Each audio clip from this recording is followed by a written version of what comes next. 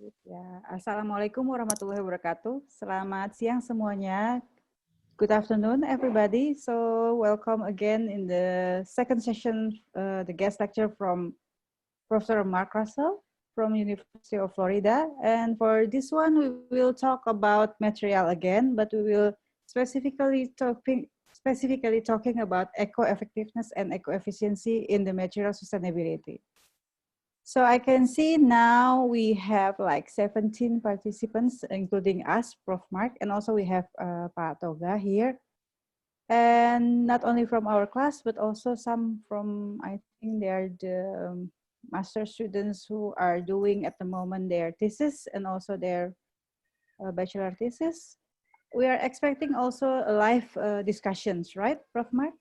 Yes, So definitely. in between, you can also ask specifically in the chat room, and then Prof. Mark will come to you with the question, the answer. I think that will be the opening, Prof. Mark. Please go ahead. Thank you. Oh, thank you, Uwe. So definitely appreciate the opportunity and get a little bit of a different background today. So It's okay. It looks fresh. so something to be more entertaining. And so it's early in the morning for me, so it keeps it alive for me. So let me hop into the lecture. And so let's open the screen. Just a second. View and share screen.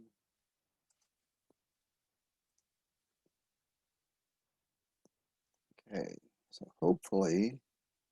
Yes, it is. Yeah.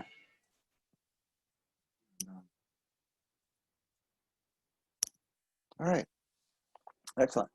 And so today we're going to be talking material sustainability and especially focusing on eco-effectiveness and eco-efficient and some of the differences of those. And kind of a general big overview of materials. Well, I'll talk more about that.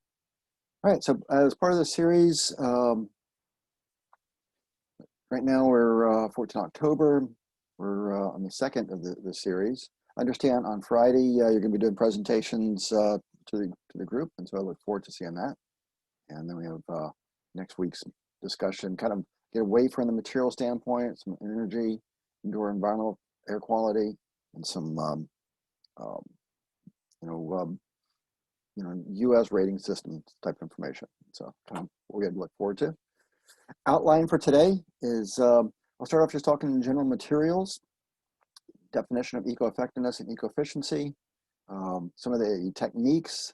I got a few examples, and I'll explain those later on. And then we'll kind of finish up talking about labeling programs, and then I'll give you your homework assignment. So, all right. Any questions from anybody before I get started? From our last lecture or just general? Anything? It's not necessary. I always just like to start off with. I think we can continue, Prof. I'm used to this with my regular students. Normally, they after they've had a time to absorb the material, they're like, "Wait a minute, I totally missed that point." And so, but if you think of anything, let me know. So, all right. A lot of my details, being that I live in the United States, are going to be based upon those numbers and that research, and so it kind of gives you a comparison. If you're working with American clients, or if you come, to work in other international locations, it's good to have that perspective on some of those issues. So, so that in the typical American lifespan, they use over 550 tons of construction material. A lot of construction material. 18 tons of paper, 23 tons of wood, 16 tons of metal, and 32 tons of organic chemicals. And so as human beings, we have a pretty big impact on the world. And so it's good to recognize that and see what we can do to reduce that. I mean, there's a lot of discussions from a sustainability standpoint that if everybody was to use that level, we would use up the worlds we've got in a very short amount of time. So one of the things that your homework's going to have you do is look at your usage of materials and see how you compare to it to kind of a world average. And so flow of raw materials, this is the US, but I think it's the trends are probably very similar to the rest of the world. And so even though our quantities, might be a little bit larger than some other places, it's still that same general trend when you look at international plotting of it. So relative to 1900, right? I mean, our basic non-renewable organics were what they were from back in 1900. So huge climb after World War II. And so in the 1960s, we had a big recession. And I like this chart because it actually shows in 2008, the recession, due to the economy recession, it dropped off. So this chart's probably 2014. If we plotted this out to where we are today, we'd probably be back higher than the peak from 2000, from prior to the main recession. So we're definitely on a very upward trend. A lot of the material is crushed stone, sand, gravel. It's all your basic concrete type materials. So a lot of involvement from the building construction standpoint. So some characteristics of materials that we used to build materials are traditional and change slowly. And so I talked a little bit about that in our last lecture, the idea that construction trade people, they get used to, they know it works, they know it makes money for them, and they don't like to change from beyond it. If you try something new, there's a huge chance you may have to rework it, and that costs money. So it's kind of funny when you sit there and look at these materials. Concrete, the Romans used concrete. Steel, the Romans used a certain amount of steel. Wood, certainly used a lot of wood. They didn't have very much aluminum back then. And so aluminum is probably the newest thing of this entire list, right? Clay, again, the Romans used clay. Rock, of course, the Romans had that. They didn't use as much glass in construction. We didn't see this until probably became popular in the Renaissance age. But of all our typical building materials, the main elements, the only thing that's really new is aluminum. And the rest has been going on for thousands of years. And so it's a very slow transition process to try to move things. From a structural standpoint, that makes sense in that, you don't want to design some big new building with new materials that haven't been tested and have it fail on you. So there's a lot of waste in demolition and construction process. One of the things I encourage you, if you're concerned with the construction waste, is look into programs such as lean construction. Lean construction looks at methods to reduce that waste by doing prefab, by using things such as building information modeling to get precise quantities and precise cuts on your materials. So there are ways to help reduce that. And so new building materials, replace those that are scarce or too costly. Plastics, manufactured wood products. So we're starting to see a lot of plastics come into our industry. It's probably the more cost-efficient trend, and that's not really the direction we want to go. I think most people recognize the problems we have with plastics and how they stay in the environment too long. New building products can create problems. No secondary use, no renewable resources, and so new type construction materials. It's a lot of one use, and we see that in our own personal use also. If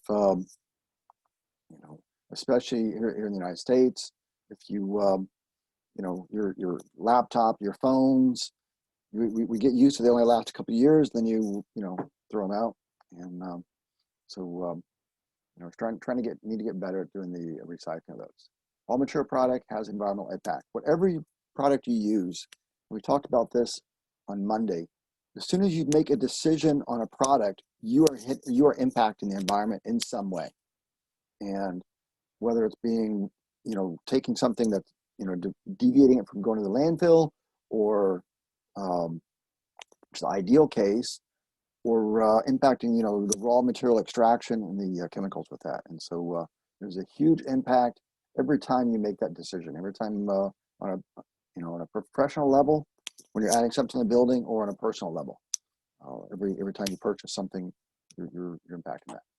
So, all right. So, kind of some questions for you. So, what are green materials?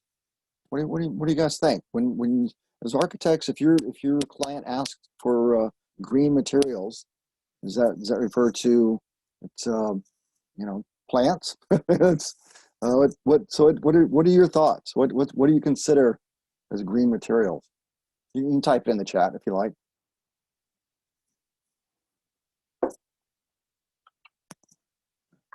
What do you consider So green? maybe anyone wants to try to have a question, to have an answer for Professor Mark's questions, please. And so, how do you evaluate them? What is the best we can do? What are some limitations, right? What makes you say, I really wish I could use this, but I can't, and how do we make the industry change? Maybe I want to try to answer. Definitely. I think green materials is a material with low impact to environment, with low embodied energy and embodied carbon, which maybe we can see with use with local materials and with a short life cycle. So there is a low impact to the environment, so it can be it's a renewable material. Maybe for me it's that. How do you know it's got low impact to the environment? Right. So go to the next portion of that. Right. I completely agree. But how do we as professionals evaluate that? Maybe because, for example, if there is a local material and have a low life cycle, maybe like a bamboo, while we use that, it can grow fast, and it's not make the environment is not like deforestation and stuff. So maybe that's what I think. So as a consumer, right, you're going to the grocery store and you get ready to buy, or you're going to the hardware store. You're trying to buy some things for your home. Are you going to sit there and do a life cycle assessment on the various products you're looking to buy? How do you, as a consumer, regularly know? Okay, I want to try to buy something that's sustainable, right? That like you said, it has a low impact. How do you know that? Some material have a green label that already is by some organization. So maybe we can know from those level, and by maybe they use a right way to get the wood, legal way, and that's fantastic. That's a great lead into my later on portion of this lecture. And so, yeah. So hopefully we take advantage of that. We recognize what the labels are, and we try as much as possible to purchase the things that are labeled with that. And so we're here in the U.S. We're seeing more of a trend of our grocery stores will have, the sustainable section aisle. They'll have special areas where they call those out, and we certainly see a lot more of that in their in our industry. And so excellent. All right, so some of the principles that we consider for materials, and we'll actually discuss efficient a little bit later.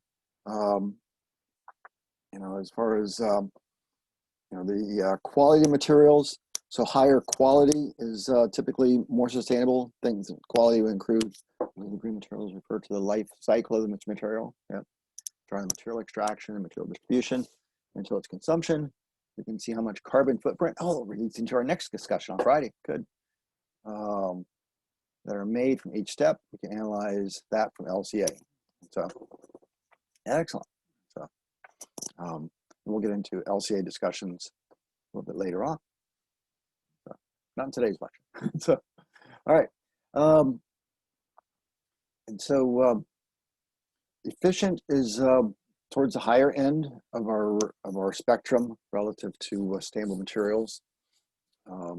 Reuse, it's always better to take a product and use it over again.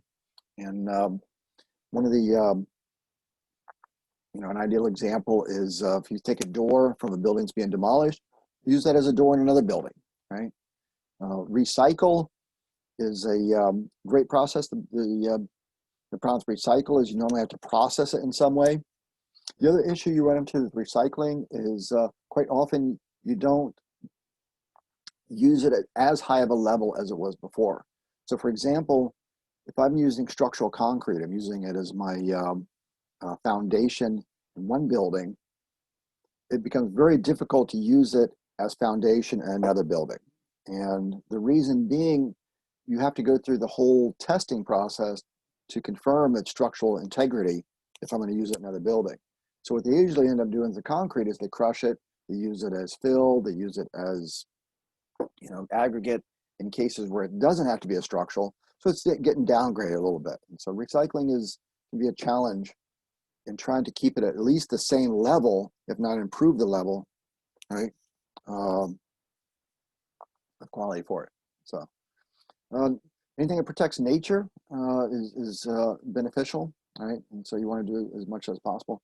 And a combination of that is non-toxic. You don't want to cause extra pollution from the extraction, manufacturing process. A lot of the materials we use release horrible chemicals in the process of that.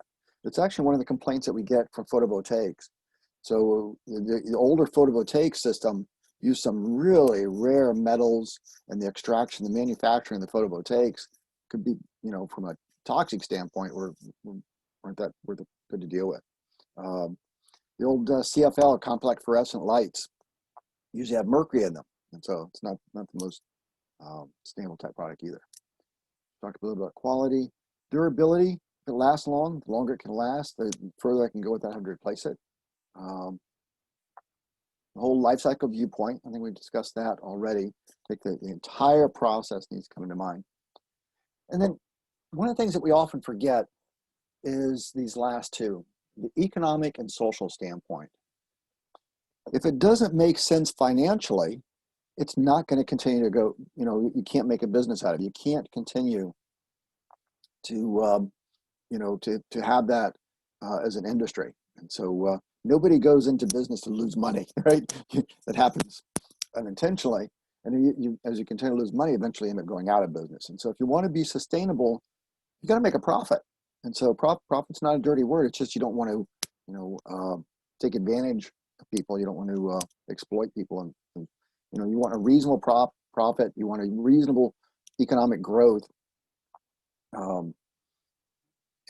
Without getting carried away with that.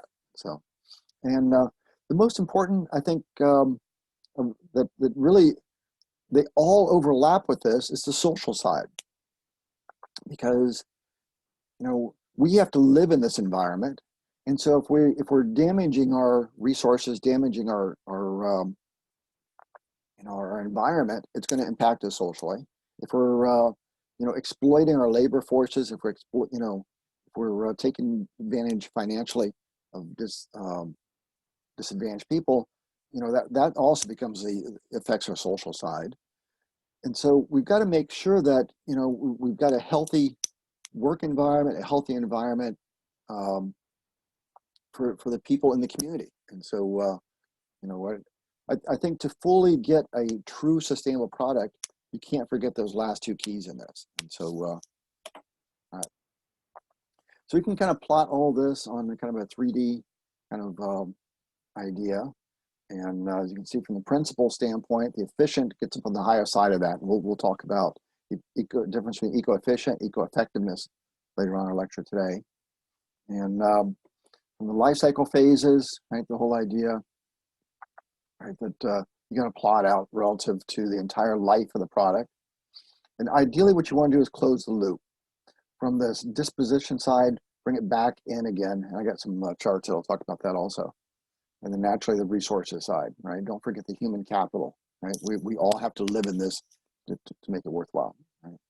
We don't tend to go back, we don't want to go back to living in caves again. We want to, maintain our quality of lifestyle. So how we can do that and still thrive in society. Sustainable issues, connected materials, the renewable sides, right? Renewable resources. So we want to try to pick resources as much as possible that renew rapidly and in nature. One of the challenges with this is and I think a lot of you, you know, worked on projects where, you know, here in the U.S. at least, we see bamboo as this ideal thing to use, right? It grows very quickly in nature, and you know, so it's very strong.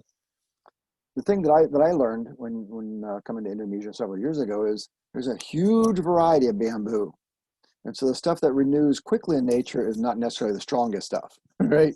And so trying to pick the ideal, you know, scenario, you don't want 100-year-old bamboo, okay?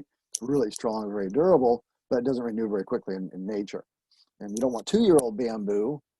It grows very quickly, but it just doesn't, it doesn't last very long. And so trying to get that ideal spot and you know, can be quite a challenge. And I know there's a lot of research on that. And so I think it's fascinating to recognize that. Manufacturing burden is a major factor. What materials go into the manufacturing process? It's more just the raw materials. You have the energy, you have the impact of the water, you have the pollutants, all those type of things need to be considered every time you make that selection of the materials you've got. So fortunately, there are tools out there that will demonstrate that information for you. And the eco labels help with that. Somebody has evaluated it for you in advance, so you don't have to do all that yourself. How recyclable is the product? What do you do with it at the end, right?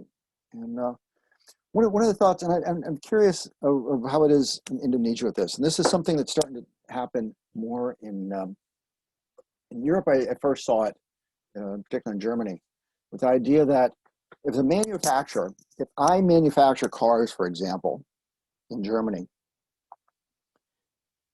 I am required to take all used cars to recycle them. I've got to recycle, I think the current is 80 to 90%. I've got to recycle of that car. And so as the manufacturer, that is part of my responsibility. So as a consumer, when I get rid of, you know, my old BMW, you know, the BMW company has to take it back, and they have to be able to recycle, you know, almost 90% of that. So is that similar in Indonesia? Is the manufacturer responsible for taking back their products and recycling it? And so, Professor Mark, we yes. have the program like EPR. The name is Extended Producer Responsibility. But I think at the moment they are still working on the loop of consumption. They are not really working on this type of industries, big industries. Yep. So I'm really impressed at how well the Germans have done that. And basically all electronics, all of these type of materials, they require the manufacturer has to take that back. That's part of the overall process for it. And I think that's part of why they've been able to drop their amount of material, you know, the amount of materials that end up going to the landfill gets dramatically reduced if they have to maintain the type of programs. And so, yeah, it's a tough challenge. So, but I think it's well worth it. The goal will change linear process and material flow. So the whole idea is we want to try to get this closed loop, right? And so where the where we can reuse all of our material and improve the quality from that. Material waste quantities, construction demolition waste is about 34% of all the waste that we generate.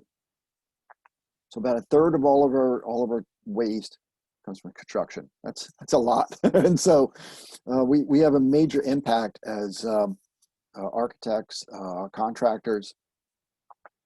You know, if we can cut our waste in half, then it makes a huge difference in the overall world. And so your major waste generation activities, other waste of the construction, under the construction, demolition is almost half of that. New construction is a little small portion. And so my advisor, his specialty area that he likes to focus on is designing for demolition. So if you design the building up front to plan to have it demolished, then you can dramatically reduce the amount of waste that goes into the landfill. So take, for example, the steel beams that we use as columns and girders. If you design them such they can be more easily disassembled and take that full length and reuse in another building, then it's a huge benefit. right? And so, properly getting it such you can separate out the waste from that. It's a challenge, right? Because it's time consuming to be able to take apart a building unless it's been designed to be taken apart up front. And so, when you're using stick frame construction with gypsum wallboard and just insulation on that, we often just come through with a heavy equipment, a front end loader, knock it down, throw it in a dumpster, and haul it away. And so it takes a lot to separate out the individual portions. So designing it such you can disassemble them easier can help. Instead of just going to landfill, it can be reused in a more efficient manner. So residential demolition, you can see concrete and metal are the biggest portion of that. And so dimensional lumber, I've been working with some grad students and analyzing how to reuse dimensional lumber instead, how to kind of upscale that, and instead of just, quite often the most common thing that we do with dimensional lumber in the U.S. is we use it for fuel. We use it to just burn it, which is one of the lowest scale on what you can do with the material. So, some of these get really challenging when you start dealing with plywood, drywall, insulation. It gets wet, and during the demolition process, it totally degrades. So, commercial demolition, concrete is the biggest portion. And as I mentioned before, sadly, it's hard to get the structural integrity of concrete when you recycle it. And so, because you don't know what the aggregate was in it, quite often it had rebar, other metal within it, and so these can cause problems. Material waste quantities, demolition, typically non-residential demolition, 38 to 358 pounds per square foot. Residential renovations a little bit less, and so typical commercial demolition creates the most waste that we deal with. Some green characteristics: use materials that are reusable, recyclable, right? Design products that are easily disassembled, talked about that already, and foster reverse distribution of waste from construction and demolition. The whole idea is your demolition site, hopefully, if it's designed properly, should be a spot for, almost like a shopping for new construction for other type of projects. So under an ideal scenario, we'd like to be able to, use our landfills as our resource for other products. So, wouldn't it be great if our, waste product is of such value that the industry strives to obtain that over raw materials? I mean, that's just, an ideal thing to look for. All right, some trends, use of contract documents. And so there's something, if you're interested, I've got samples of contract documents that the government uses, and what's called the Whole Building Design Guide. Are you guys familiar with that? Have you dealt with the Whole Building Design Guide, WBDG, before? And so they've got set contract language that says you have to use this amount of recycled material, this amount of biopreferred material. And so you'd include that in your specifications and you require a general contractor to do this. It spells out you have to have at least 60% of your waste has to be diverted. And so if you're interested, I can provide that website for you. So contract documents are very important for ensuring that your general contractor, your subcontractors do the right things for you. So, and the other thing that we've seen is increasing your tipping fees. If you make it more expensive to get rid of the waste, then people start finding other ways to use that material. So subcontractors, suppliers, training is very important. Educating your various subcontractors, your staff, on what are the best ways to stay sustainable, and then kind of get them all integrated. We talked integration in our last lecture. The people working together makes a huge difference. And so, all right, so we talked about the tipping fees. As you start to get the tipping fees more expensive, right? The amount of recycle goes up dramatically. And so I think it's one of the ways the Europeans have been very successful in getting high recycle rates is they have very expensive to take to the landfill. And so some of the strategies, building must be reconfigurable, right? Building must be deconstructible. I talked about those already. And so designed to make it, designed to take it apart at front. And so if you design it that way, it improves the whole process. And one of the things they did when they constructed the building that I teach in at the University of Florida is they actually filmed all the connections to go together. They filmed the whole process with the intent that when it's time to deconstruct it, they kind of play it backwards, right? And so when we filmed it this way, we'll take it apart in the exact opposite way. And so in hopes that it will design it better. All right, let's take this another step further, right? So we've been talking a lot of things on the eco-efficiency side, okay? The whole recycle, reduce side of it. What we want to do is kind of get into eco-effectiveness, okay?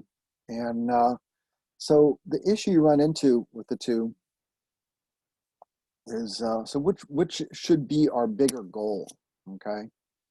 And so as you can see, eco-efficiency is more this idea of, okay, let's try to recycle more of our items, let's reduce our consumption. And so as you progress along that line from this negative situation, you're hoping to try to get to where it's net zero. Whereas eco-effectiveness says, let's take more of an optimistic standpoint. Let's really try to improve and upscale all these products. Let's try to get them to a more enhanced environment. And so let's go beyond. I think this is where we really start to get into the more sustainable side of it, as opposed to just getting to the net zero side. All right, so eco-efficiency, delivering competitively priced goods and services while progressively reducing ecological impact and resource intensity throughout the product's life cycle. The level commensurate with estimated carrying capacity. All right, optimized process, waste recycling towards zero waste, preventing eco-innovation, more resource efficient, new services, and networks and virtual organizations, right? Eco-effectiveness is a strategy in the cradle to cradle development. We'll talk about cradle to cradle in just a minute. It's a really great book, kind of when movement got, and then a movement got kind of kicked off from that. Seeks to create industrial systems that emulate, right, healthy natural systems. So now we're trying to kind of reconfigure and go to more of a natural idea. The waste eventually becomes the food. It becomes the thing that feeds your higher systems, right? The concept was developed in response to some of the perceived limitations of eco-efficiency, which critics claim only slow down the rate of environmental depletion and don't reverse the production of unused. So we want to help alleviate the problems that we created in the past, right? Effectiveness may be seen as doing the right things and also as a long-term planning question, while eco-efficiency may be seen as doing the things right for a short-term performance. So essentially, eco-efficiency is short-minded. Eco-effectiveness looks at the long-term goal of it, right? Integration between market, product, and production needs to be improved. Product development, if you really want to get it, the eco-effectiveness, it's got to be marketable. And so how do you get those products out there? How do you get the word out? This came from a paper that I was looking at. There's been a lot of research on the difference between the two, and so I was trying to find the one that kind of brought out some of the best points. And so the whole idea is, how do we teach, as you as architects, as students, what's the best way to teach you, try to encourage you to learn this, to take it into the industry? You're our future, essentially. And so our hopes that will spark an interest in you that will move this further. Innovative solutions need to go from eco-efficient to eco-effectiveness, right? And so the whole idea is trying to increase that recycle back into the, loop back into the process as much as possible. So we talked Cradle to Cradle before. Cradle to Cradle was a book that came out in 2002. Have any of you read this? Has anybody read Cradle to Cradle? You have? Ooh. And so what'd you think? Is it good? Does it apply? It's quite, it's really good, and it explains a lot, and we can learn from the nature actually, like when the tree, tree has the whole waste create food. Sorry, yeah, waste create food. But where the tree gets decay, and then all the organism eat that, decompose, and the other organism become the composer of the tree. So it's basically about the circular economy of the tree itself. Yep. It's quite interesting and inspiring in terms of creating the eco-effectiveness. Yep. Yeah. And so it's I think the William and Michael are fantastic. I believe William is the architect. He's from United States. He lives in Virginia, or North Carolina. Braungart is German, and he's the engineer of the two of them, and he lives in I think Hamburg, Germany. And so they developed the book, and they looked at the idea if buildings were as trees, we'll take this one further, and then towns could be like a forest. And so if each building could generate more energy than it needs, then your town would essentially get its energy, get all of it needs from, all of its trees, right? From all the individual buildings. You really don't need that much more beyond that. And so when I lived in Germany, I saw just some fantastic examples of that. And so they have a style of house called a passive house. And so if you're interested in that, I can provide detail on that. And the idea is by making your home into this super ultra efficient insulator. This is Germany. This is northern climate that's really pretty cold.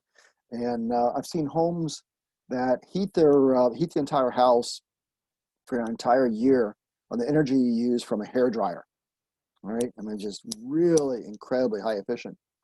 And so when you use such a small amount of energy in your house, now all of a sudden you put photovoltaics on the roof. Now you're generating more energy than your house uses. What? I mean, it's like, why wouldn't everybody do this, right? And so they actually have little towns like Freiburg has used a lot of this type of technology, and there's some just beautiful ideas to try to enhance the environment and make it more sustainable. And so as a result of their book, they came up with a whole certification process. And and the book is, when you read the book, when the book first came out, it was in this plasticky version. It wasn't in paper, okay? And the whole idea was they felt that books should be recyclable also. And that, so by using the plasticky paper, you could take it, you could take it in once you finish reading your book, right? Back before they had Kindles, I guess. And you could wash off all the text, get it printed out in something new, and reuse it reuse the whole book again. So, if you go to their website, they've got a whole certification process in which they look at, instead of recycling material to have it downgrade, what are techniques of how you can improve that? And so I found a couple things relative to construction. They've got a number of products available that, take things like your old clothes, right? How they recycle that into new clothes, new outfits. But I kind of like some of these. And so the idea is, by using recycled wood products, coming up with a better, improved, it looks like it's a really nice type of wood. This is a Koya wood, made, it's a healthy material, a lot of recycled content, renewable energy in the process, water stewardship, social fairness. So overall certification is really good for this product, right? Using your plastics to generate PVC to use for other piping type items, right? Another great example of a lot more energy efficient type process. And then using the recycled materials to create your paints, okay? And so I thought these were some of the, when you go to the website, these are some of the ones that first pop up. They've got hundreds of other really interesting products. And so I recommend this. A fantastic area for you to do further research in. I think it's very valuable. And so, you know, it's, as you can tell, they have their labeling process. And so when you look at how you want to evaluate products, I think it's a, you know, trying to find the type of certification, go to the website, lots of good information there. And so kind of a neat, nice lead into our next area. So what other labels are out there to help you in the whole product selection? And so, you know, from a international standpoint, there's a number of labeling process. The goal of the labels is, you know, you don't have time to sit there and do a life cycle assessment yourself on all the products. And so you want somebody else to do that for you. Having that third-party certification is critical. You don't want, you know, they found in the 1970s, people were going out and just randomly labeling their products without anybody actually certifying it. And so I often like to mention, don't do that to yourself on your resumes either. Don't just sit there and say, I'm an expert at this. And, you know, I'm an expert in Microsoft Word, right? Well, it's better to have a label. It looks better if I can sit there and say that you know, I've received training from Microsoft Project on Microsoft Word. I'm certified in this. It carries a whole lot more weight. So products is the same way. If somebody's claiming that this product's sustainable, based upon what? Based on what third-party certification? And your label can provide that for you, right? And so the goals of the labels are to try to impact the sustainable, you know, to indicate what are more environmentally preferable, provide market advantage to environmentally sound goods. And so if you are using a sustainable product, make sure you get the advertisement, make sure you get the publicity on that so that people recognize advantage and will select your product over the non-sustainable ones, right? And ensure the products have met a very strict criteria to ensure that level, right? There are types of eco-labels. There are seals of approval awarded by a neutral independent organization. And there are also information labels. We'll kind of talk about the different ones of those also. Participation, to participate in a labeling process. So if I'm manufacturing glass, for example, right, you can barely see, then, you know, for me to participate to get it certified is voluntary. And people recognize the value in that. And so, you know, it's definitely encouraged. Almost all created by governments or independent organizations. Typically have two parts, a definition and an application, approval, and award process. Application must include proof. So normally they have third-party validation that they attain these levels. And it takes several years of evaluation of the, so when a certifying agency comes in, they look at your entire product stream. They look at the whole life cycle. And they look at it over time and all the materials that goes into it and the waste generated. And so, all right. The EU is usually based upon life cycle assessment. So there are some different countries look at it different ways, right?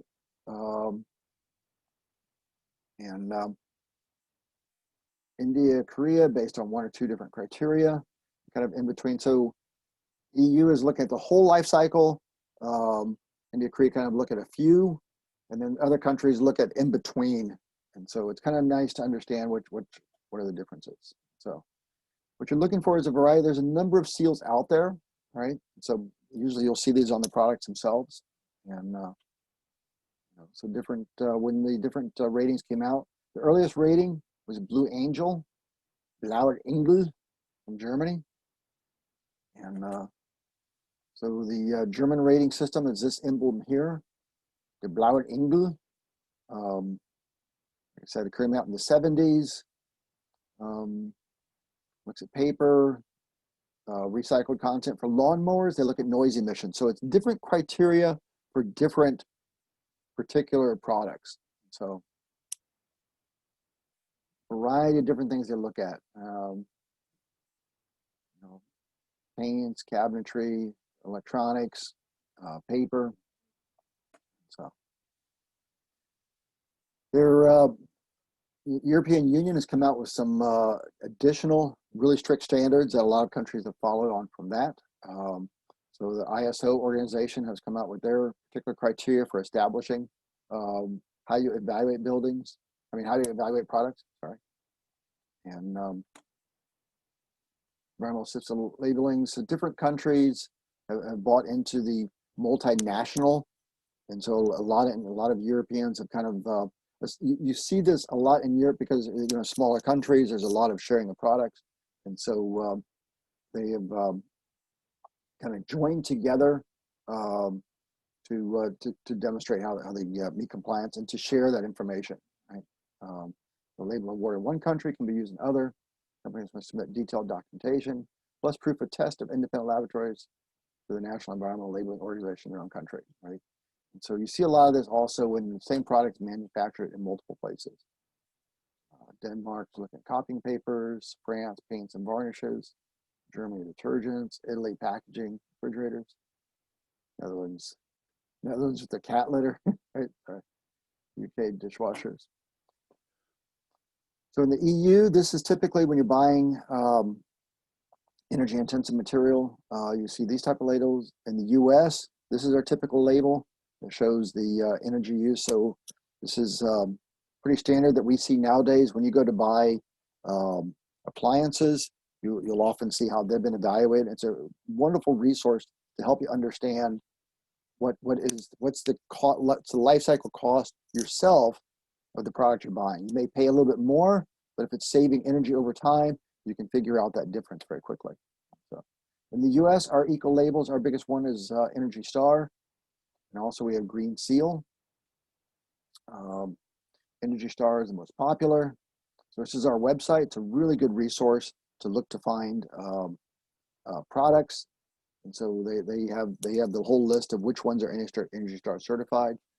The advantage of Energy Star, it's a very obvious one to look for. When I do sustainable evaluations on buildings, I look for this a great deal. So it's very, very prominent. And so it looks at the whole coordination process, the cyclical side. So, and pretty much covers most of the stuff that we look at: office equipment, electronics, appliances, cooling equipment, lighting and signage. Also does windows. It's kind of become our national standard.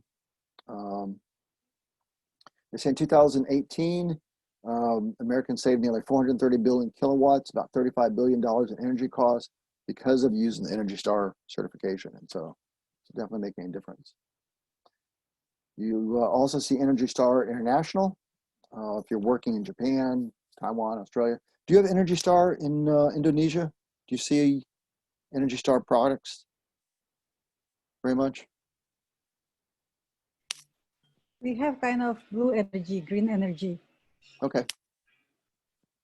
So the number of products available in Energy Star are a lot higher.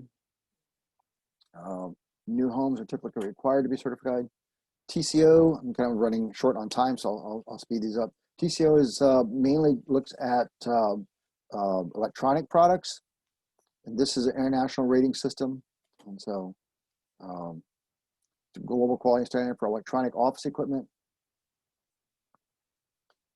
Looks at ergonomics, ecology, emissions, and energy. So it's nice that it includes that ergonomic standpoint also. So, and you know, how easily is the company, you know, is the product to use, and how does it impact the human environment? So, Forest Stewardship Council, another prominent one, looks at the whole life cycle of your forest and the processing.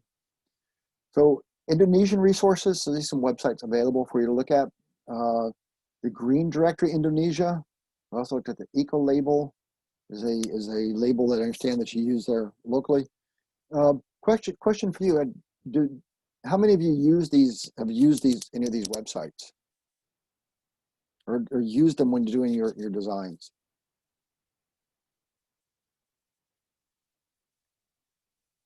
You're still awake? I don't know, maybe parts of them are still students and maybe don't really have any much more. Or Patoga, maybe can you say something? Patoga, have you used this website to select the material? No. Okay. Yep. Not yet, Mark. So they're available. So you have Eco Label Indonesia is a wonderful resource available, and you also have the Green Product Council Indonesia. And so I encourage you to look for these sites, look for the potential, and see how they can assist. All right. So for Friday, we're going to be talking carbon footprint. And so your homework is to determine your own carbon footprint and to do a calculation on it. This website I found, and I thought it was pretty easy to go through. It's a little bit more international. A lot of the websites are U.S. based, but I wanted to find something that a little bit more robust. And so this website's kind of nice also because you can do a quick, easy analysis, or you can do more detailed, right?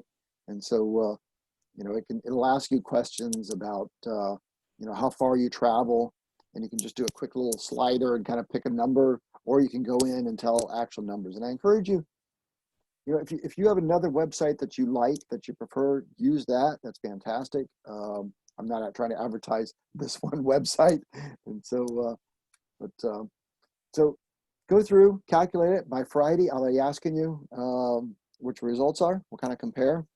I'm sure most of you would do far better than me. So let's see how we do with that. And I think it'll be a good way to lead into our discussions on Friday. So with that, I think I've gone over a little on my time. I apologize. And I'm open for any questions and discussion. Okay, thank you so much, Prof. Mark. Then I would like to invite questions from the floor. Please go ahead. If you have any questions which is related to current discussions, current theme, please.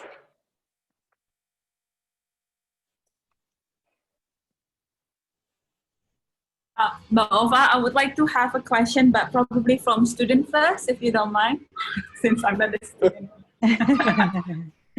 Okay, yeah. Okay, Tria. But actually, you can just ask it right now. Then maybe the other will get some. All right. Hi, good afternoon. Good afternoon. Yeah, it's really interesting topic. I actually did my major. My thesis is around life cycle of architecture and how to incorporate the life cycle into the architectural construction. So thanks for your class. It was refreshing for me. So I want to ask this about the limitation of the green materials. As you know, you actually mentioned before about having the bamboo as the main construction, but then there's no bamboo for 100 years old. So probably based on your expertise, could you mind to tell us what is the limitation of the green material itself?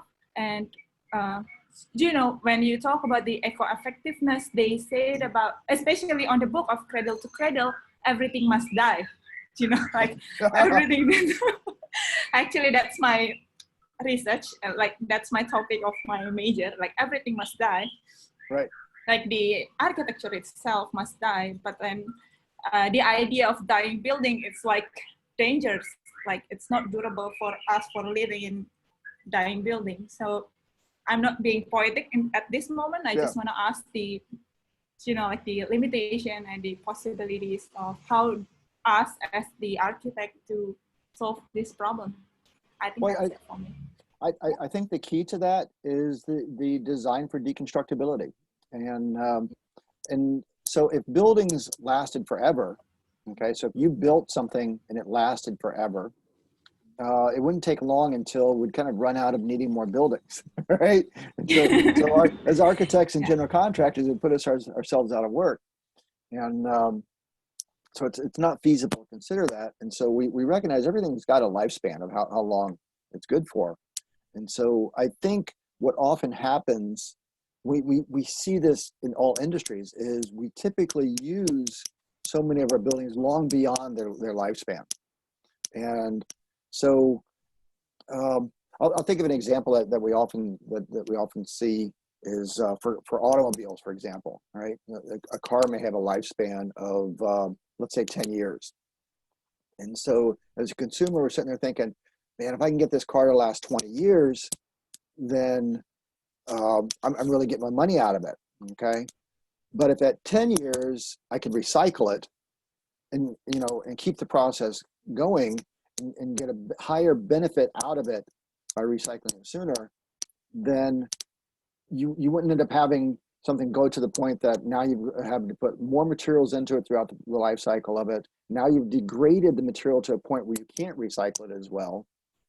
And so I think the key is design for a lifespan and take advantage of that lifespan, and then, you know, use the building and the materials the way it's intended. And so I think it all really falls back to that whole design aspect up front of, you know, it's intended for this, and we're going to do these type of things with all the materials. And so you're essentially addressing those materials as you go through it. And so unfortunately, I know as general contractors, we never think of that, right? And so it's like, you know, the spec calls out, I'm going to pour concrete. I'm going to pour concrete, right? I'm not going to plan for that in 40 years they're going to be pulling up this concrete again. I don't. You know, I'm not thinking past the weekend as a general contractor. And so, you know, we make that mistake as from the contractor side. I'm sure the number of architects have the same mentality. It's like, you know, I would say architects are probably good architects do build in the whole maintenance standpoint. And I really like, I find that so refreshing. And I'm sure amidst your colleagues as architects, you see some that don't, right? Yeah. I get I know really some. I know, and it's so frustrating because if you're the type of architect who does look at the whole maintenance, okay, you design it with that idea of the user has to maintain it in a efficient manner, okay. You don't, you know, then, you know, when you see people who don't do that, it's so infuriating, right? Frustrating. So, I get it. That one. Yep. I know that idea. Yeah, that's the lifespan of the buildings. Actually, it's important. Like you're right. That some of the design, sometimes they talk about the temporary buildings, for example, where you can assembly and disassembly and construct the building and recycle the building or upcycling the building. So people can use it in another place or another construction. So thank you for that explain. That's opened my eyes a lot. Thanks. I think that's it. I had the opportunity to visit India several years ago, and I was touring some construction sites, and one of the people were telling me that they intend for their buildings not to last that long. Okay, with the whole idea they're gonna plan to recycle it. It keeps people employed. It keeps the material process flowing. It keeps the economy flowing in that sense. And it's like, well, that's kind of unique, right? Not every building needs to be a monument. Okay, and so you know, it's not we don't need, you know, a world of coliseums. Okay. Oh my God. Yeah. I have a lot of debate about that one. Actually, it was like having discussion about, you know, buildings has to be poetic where people have to admire the heritage and the story about it. But then what is the point if you're not living in those buildings? It's just being the pretty building instead of functional building. So there's another discussion, but not this discussion. But anyway, that's it. Thank you. Discussions about monument building, maybe. That's right. That's right. Okay, now I would like to invite another questions from the students, maybe, or from our class, especially. But anyone can also ask, please. Me? Please, yes. Like to ask. Sure. Shirley, I'm from Architectural Professional Program. I want to ask about the bamboo and concrete. So I'm interested in bamboo and concrete and the combination between them. So bamboo and concrete, we can use them for making the structure and even building walls. And then we can put the bamboo into the iron reinforcement, and then we can add the concrete into them. So the combination of the bamboo and concrete. So, but also it can decrease the volume of concrete until 50%. But correct me if I'm wrong. So, your opinion about that, and it will have the impact or not in the future. Okay, thank you. Sorry, you're breaking up there a little bit, and so I guess the question is, using the combination of bamboo and concrete, the impact for the future. Yeah, is that... the material is like the bamboo. The inside bamboo as the concrete. So we put the concrete into the bamboo as a material of the structure, and then for the ring walls like that. I work that have the impact.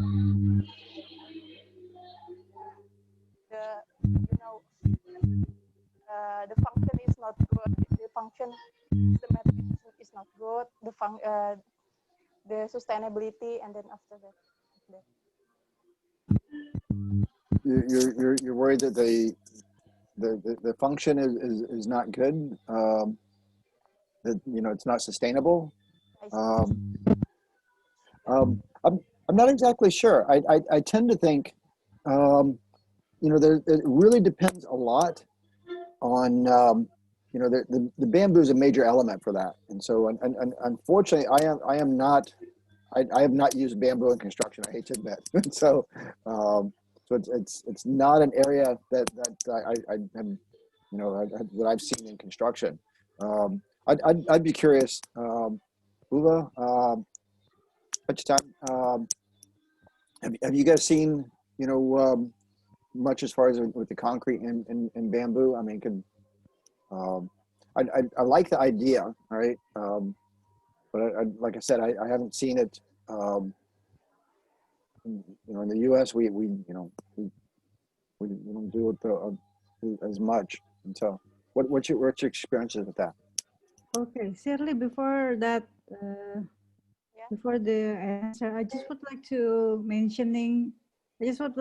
sure, is it the bamboo and the concrete that you asked, is it used together as, like, for example, the bamboo will taking role as the enforcement, or the bamboo and the concrete, they are just separated together and they are joined as one structure? I don't know. I didn't get it also. So I thought the bamboo is the form, and the concrete, you fill it with concrete. Bamboo into the iron reinforcement, and then after that we are adding the cast concrete into the hole of the bamboo. Oh, okay, yeah. What a great idea! I like that. So it's how's that? Is that work? Is that effective there? I mean, that's. I don't know. Where did you see this, Shirley? In some area in If I can help, I think Sure. did you know Green School in Bali, Mark?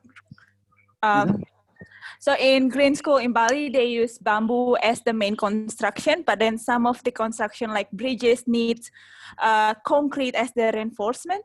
So they put the concrete inside the bamboo in order to make it stronger, and because the heavy rainfall in part, they also consider that as a structural method. But there's such a thing in Indonesia right now where they try to combine between organic materials and the inorganic materials or industrial materials. I think it's a fantastic idea. My whole question with it is, what diameter, right, bamboo do you need? And so when you to get to that diameter, how old of bamboo is that, right? And so in the U.S., we consider natural products, they need to rejuvenate in less than 10 years in order to really be considered a natural product. And so if I'm looking to use the bamboo to give enough capacity, right, enough volume that I can put concrete in it to give it structural, we're not talking small bamboo, right? Yeah, it's such a big bamboo actually. It's the diameter is around 20 centimeters because it's like a cantilever of the bridges where you Wow, have, wow. it was like a white span buildings, like a white span bridges. So Okay, they so how old of bamboo is that to be that size? I'm not quite sure how old it is, but it's such a huge bamboo, and we actually can provide that in Indonesia because of our natural resources. Like they can grow here in that big. So actually, it's quite big, isn't it, Mbak Ova? Yes, and also in Indonesia itself, from west to east, we have different types of bamboo with Right. different diameter size as Correct. well. Yep. Yeah. Well, you know, I guess that would make a huge factor also, right? Because you know, like we, you know, bamboo's, you know, tree, like different types of trees, and you know, there's a difference between you know, softwoods and hardwoods, and you know, you have soft bamboos and hard bamboos, and so I guess, you know, there's a whole variety and structural component to that, and so Yeah. Yeah, we use bamboo for different type of construction, starting from the, you know, like the cantilever and until the furniture itself, we use from different things in Indonesia. Maybe you should come to Indonesia then, and we're gonna show you that. Once the pandemic is over. I agree. I look forward to coming back. So Oh yeah, we need to have a tour with you then. Yep. Okay. Thank you, Tria. Well, how about that, Shirley? Is it okay? Okay, we are waiting for Mr. to come to Okay. Okay, thank you. And then, do we have any more questions from the floor?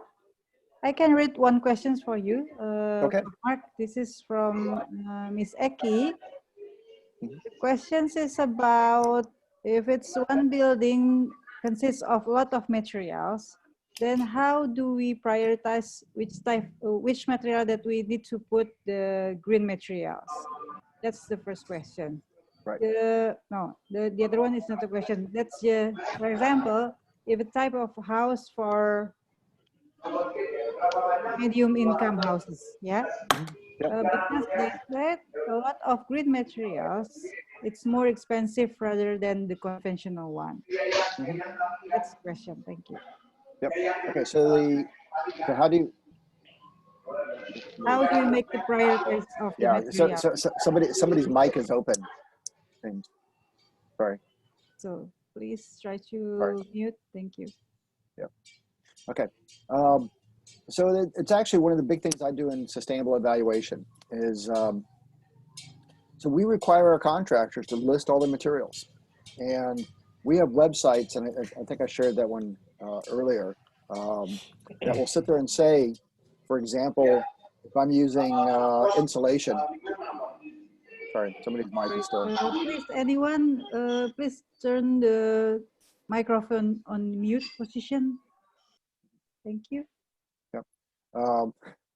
And so, you know, there are really good websites out there that will sit there and say, all right, if you're using insulation, then these are what we recommend because it's sustainable. And so you can go through all your materials, and we require that. So for our big government projects, they provide these huge spreadsheets to me that spell out all the materials, and they sit there and say, okay, so insulation, we're supposed to use this one is sustainable. If they're not using it, they have to explain why not. And so it's a complex process, but what's happening is because of labels, eco labels, it's a lot easier for people to identify and show that they're using sustainable products. Nowadays, it's not as difficult. A lot of your subcontractors are used to this, especially in the U.S., and they know that, all right, if you're working on a government job, they provide their you know, certification. And so if you're not going to use eco labels, another method is EPDs, environmental product declarations. And so we want our projects to have at least 30% of the products to have EPDs or eco labels, and another equivalent method for that. And so it's complex, but you know, over time, your subcontractors get used to it. And so from a subcontractor standpoint, if I'm using the same type of products over and over again, I do the research once, and all right, I know my paint is environmentally friendly. All my next products, right? I'll make sure I provide that. And so when it was in industry, it became a kind of common practice for you. You'd sit there and anything you're selling, research it. That way, whenever it's an immediate response you can provide to your owner or the general contractor. And so it's not as cumbersome of a process as it used to be. So everybody provides it, provide the spreadsheet. Yeah. Prof. Mark, I think with regards to the previous questions, she's also mentioning that the main problem is actually the price itself. Well, and that's actually one of the big issues relative to the price, in that, so let's say if I'm manufacturing something that's sustainable and it costs more, and there's no standard out there that says the owners have to use sustainable, then it's at a disadvantage to me, right? And so when the owners come along and say, I want only sustainable products to be installed, now the fact that I'm installing, that I've got my product that's costing so much, my competition is going to do sustainable, and they'll try to bring the cost down. And so we're seeing over time, and hopefully you've all seen this with LED lighting, all right? If you remember 5 years ago when LED lighting came out, it was horribly expensive, okay? Or LED lightings were, 10 times the cost of regular incandescent bulbs. What is it nowadays? Okay, not that much. Photovoltaics, another example, all right? My next door neighbor sells photovoltaics. 10 years ago, photovoltaics were $10 per watt installed.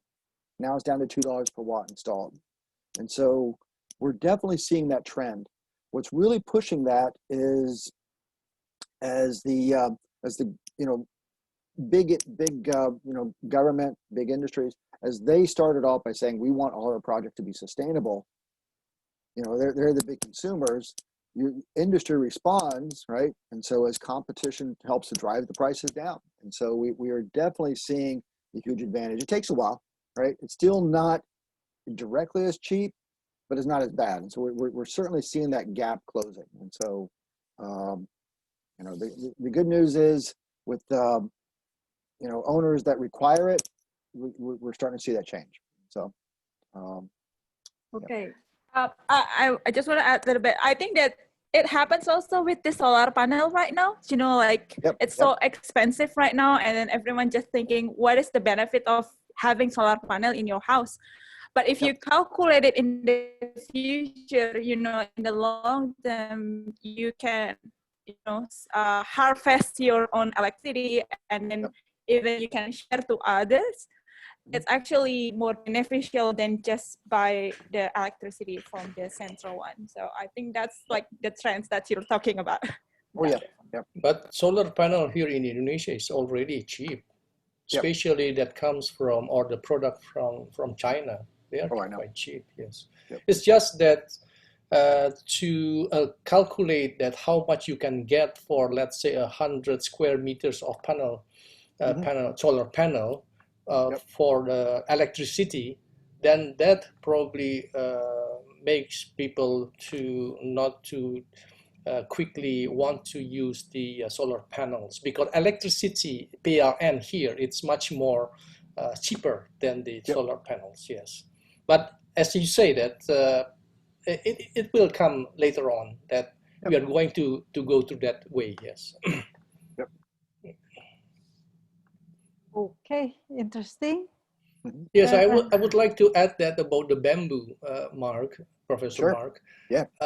During the colonial era, I think it was in Flores, an island called Flores. I was in a city called Bajawa. They were trying to demolish the old building made by the Dutch. And surprisingly, that the Dutch used the skin of the bamboo inside of the not the concrete, but what you call it, chalk, powder, chalk, what we call it in over, maybe you can help me. Kapur dalam bahasa Inggris apa itu? Chalk powder. Chalk powder, yes, yes. And that makes the chalk powder rigid. And it is, they are quite thin for a wall. So it has been used for a long time, actually, this bamboo. Yeah. Oh. Okay. Thank you, Pak Toga, for remind us about this technique. Yep. Okay, any more questions? Do you want to say something? I was just thinking that, you know, I would love to do a you know, a little small recording of you talking about doing that, because that would be fantastic for my history of construction class. And so I'll share that. Yes, you know, yes. you can reciprocate with that for me, and so that'd be fantastic. Yeah. Okay. So any more questions? I think Mas Yuri wants to ask. Yes, please, Mas Yuri. Yes. Okay, thank you very much, Ms. Rova. Thank you for interesting lecture, this Professor Russell.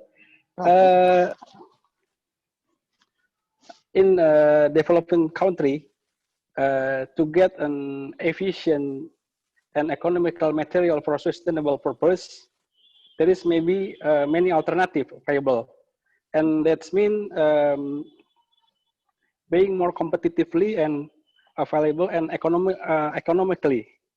But in emerging country, we have tools, but there is many are limitation to a certain extent. So that maybe economically is still a number in the choice for a mass building. Nah, so there is stigma. Sustainable building means expensive building. Then, meanwhile, the prevailing regulation, government, have not been able enough to provide special incentive for those who have a vision to realize sustainable building. So, how can push this interesting topic to become an issue that is considered, and incidentally, the issue of sustainability and green are now finding the moment apart from now when the world economic recession due to the pandemic. That's, thank you. Yep. Yeah, and so it's an issue that would a lot of countries run into, and surprisingly, it's a big issue in the U.S. also of how to push that. And you know, in the Europe has been very successful, and the research I've seen on it is they're not as adverse to more legislation, right? So as a capitalist type country, we're very adverse. We don't want more legislation. We don't want more taxes. We don't want more government control of our construction process. Whereas Germany, it's not as, you know, they don't like it, but they're much more amicable to it. And so for things such as tipping fees, right? The tax rates. I mean, if you've been to Europe, the tax rate is over 20%. Gasoline, huge tax rates on the gasoline due to the environmental side. And so when you add that type of cost onto your products, then it ends up promoting sustainability a whole lot more. And so the difficulty is in places where they're a lot more tax adverse, a lot more if the government doesn't want to provide that type of legislation, how do you convince them, right? It's the issue we're facing right now, right? If you look at even the U.S., our current political environment, it's a huge problem. How do you convince people that they need to? Essentially, you're investing in your future, is what it is. And so to get people to be thinking of that mentality of, okay, it's going to cost you more now, okay, but the benefit is in the long-term advantages. And I think Europe is a great model of seeing how that's occurred. I think the key, right, and that's why I get passionate about this. I think that's why your faculty gets passionate about this also. The key is educating our next generation, right? And so that's why I love participating in this. I feel sharing you know, the things I know that work, sharing what, you know, the problems, you know, as the next generation comes up, I see that with our students, they're definitely more interested. You're starting to see more of the market. It can't be an overnight solution, right? Anything that's worthwhile is going to take time. And so I think the key is we've got to educate the next generation. We need to get people to understand that. And, you know, I hate to be blunt to people just now going into industry is when you get out to industry, not everybody's going to sit there and welcome you with open arms saying, you know, you've got a great sustainability mindset. Let's adopt it on our projects, right? I hear that from students all the time, that when you first get out there and you try to share these ideas, it takes a while, okay? You just got to be consistent. Over time, people see the value. And so. Thank you very much. Yep. Okay, Mas Yuri. Okay, thank you. Yeah. Yeah. Yep. I think you still So, have great one point. slot for one questions, Prof. Mark, Oh, before sure. we end. Before I go back to sleep. Before you go back to sleep, before you continue to sleep. Okay, is there any more questions? No, not yet. Patoga, do you have any questions, Patoga? It's still mute, Patoga. Probably it's not a question, but perspective. Professor Mark previously that that the building span should not be 100 or probably more than 100 years. Yes, So people yeah. people can still produce something and economy go on. I agree. Well, yeah.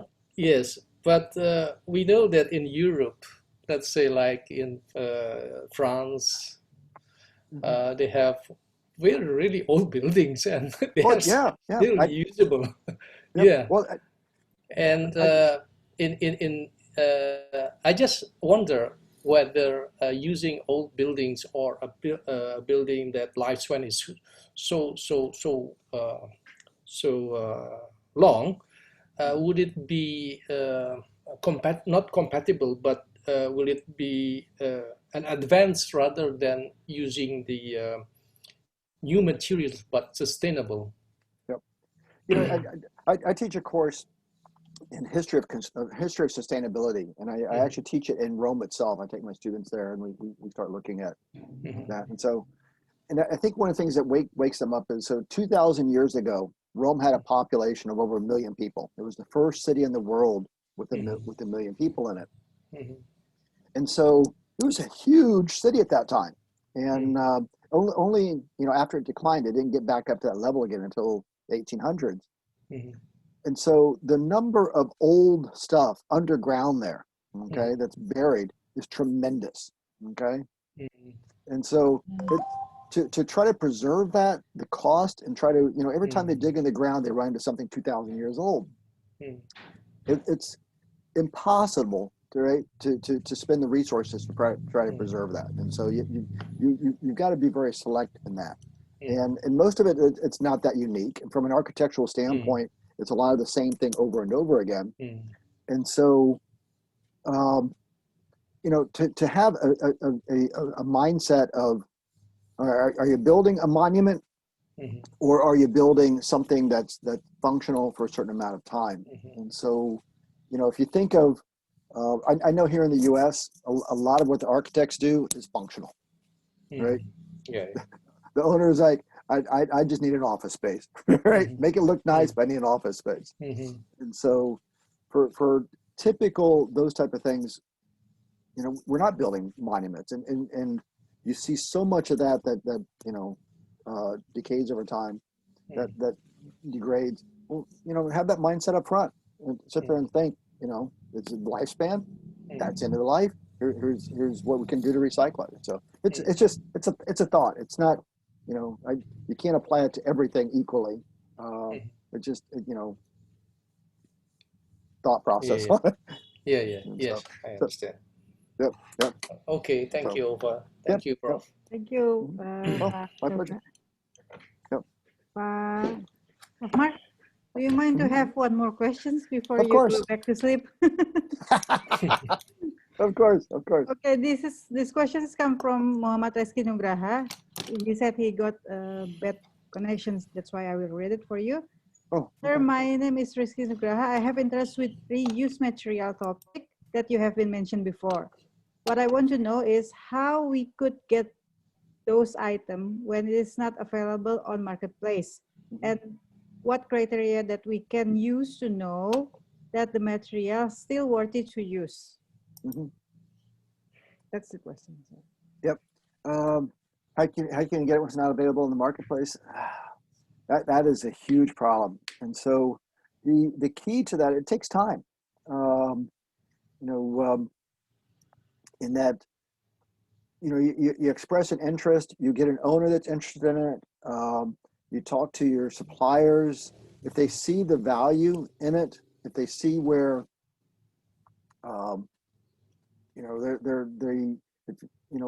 through groups such as in the U.S. we have like the American Society of Civil Engineers, the Associated General Contractors, and through organizations like that, they see the value and will start to add that into the marketable type products. And so if it's currently not available, let the industry know about its availability, the benefits, and hopefully through time you can see transitions to that.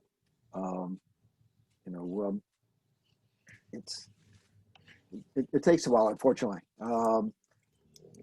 So can you use material still worthy to use? And so if those products aren't available, trying to find alternatives, it's I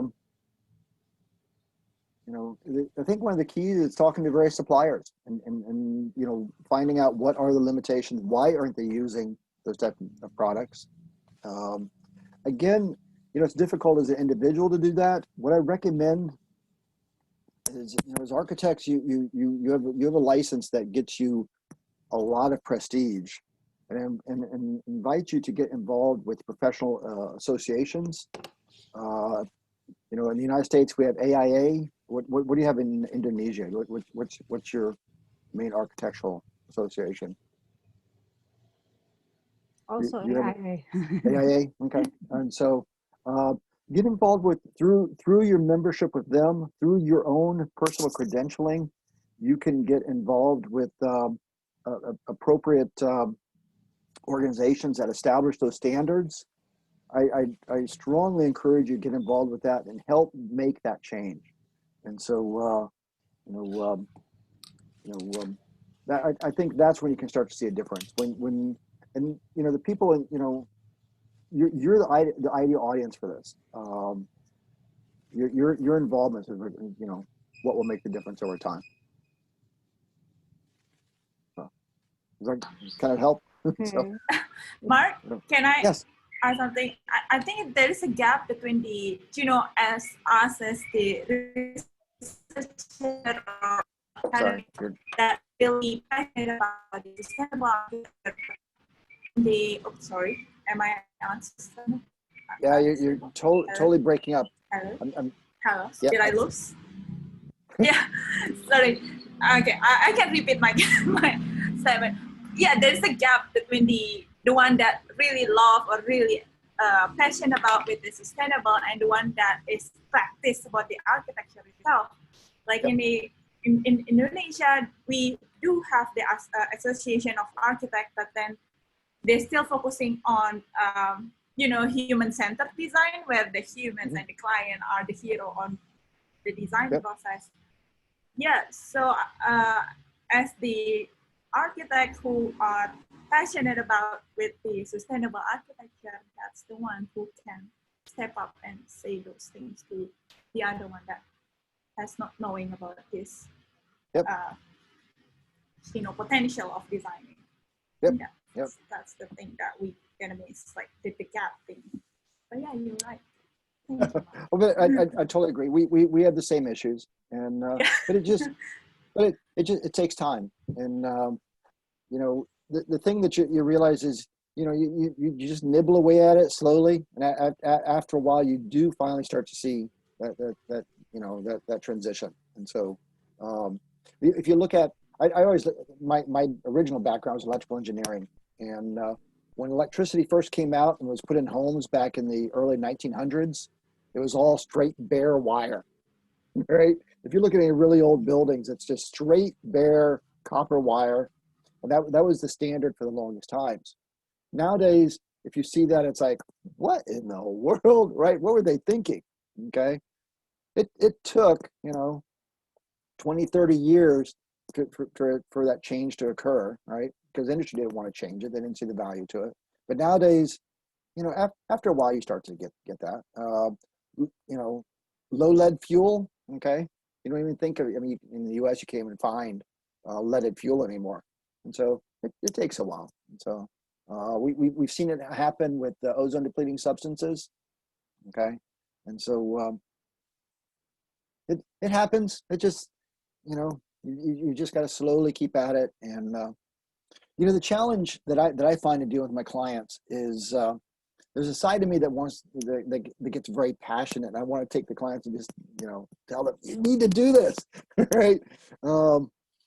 And so I find the way that I can best sell sustainability is from a cost standpoint. Everybody can relate to that. And so if I can explain the life cycle cost, you're going to invest a little bit more now, but you'll see this benefit within 2 to 3 years. After that, you got significant savings. Then they start to get it. It's like, oh, okay. You're not just trying to, talk global warming issues to me, okay? Sad to say that the U.S. still has issues. Not everybody buys the global warming. I don't. It's embarrassing, right? And so, so sell it from other standpoint, and I think then you can start to see, transition. Okay, then thank you, Tria, for bringing up the issues of IAI. What we have is IAI, Prof. While we have AI, we have. Sorry. Okay, then I think I would rather close this discussion for today, the lecture. Yeah. We talk a lot about the durability, the eco-labeling, the building lifespan as well, also the eco-effectivity, then eco-effectiveness. The long-term, you mentioned about the long-term and the short-term one, yeah. And also I think the key is the planning and the management of the constructions during the process itself, right? And I think to point out that the most important thing, the role of the architect is when you're doing this design, you really need to have this creativity on your own and as high as possible that you can to convince the client. Otherwise, the client won't buy it, like the global, global warming point of view. Okay, I think that's all for today, Prof. Mark. Thank you so much for the lecture. It's very interesting lecture. We have like 1.5 hours already. So we'll see you again on Friday. Yeah. Don't forget your homework. Don't forget your homework. Yes. Okay, thank you so much. Bye-bye. Thank you, Pak Toga. Thank you, Tria. Also, the students. Thank you. Bye. Thank you, Mark. Thank you. See you. Thank you. See you. Bye. Thank you. See you. Bye. Bye-bye. Bye-bye.